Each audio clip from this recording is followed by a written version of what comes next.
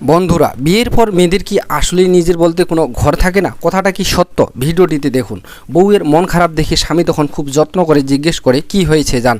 তখন স্ত্রী চোখের জল ফেলে উত্তর দেয়, আমি রান্নাঘরে নিজের পছন্দের একটা খাবার বানাচ্ছিলাম। তখন মা এসে আমাকে ধমক দিয়ে বলল, এসব এখানে চলবে না, যা করার নিজের বাপের বাড়ি গিয়ে করো। স্ত্রীর কষ্ট কমাতে স্বামী তখন হেসে পরিস্থিতি হালকা করতে বলে, আরে পাগলি, মা হয়তো তোমার সাথে মজা করেছিল।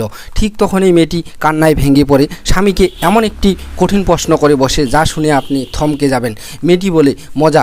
আমি তো বুঝতেই পারছি না আমার নিজের ঘর আসলে কোনটা। বাপের বাড়ি গেলে সবাই বলে এটা এখন আর তোর ঘর না, আর শ্বশুর বাড়ি আসলে শুনতে হয় এটা নাকি আমার বাড়ি না।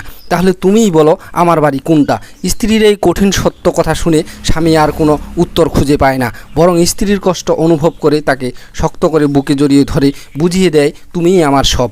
মনে রাখবেন, একটা মেয়ে তার সব ছেড়ে আপনার কাছে আসে, তাকে পর না ভেবে নিজের ঘরের মেয়ে ভাবুন। যারা নিজের বউকে বা বাড়ির বৌমাকে নিজের মেয়ে মনে করেন, শুধু তারাই ভিডিওতে একটি লাইক দিয়ে শেয়ার করে দিন।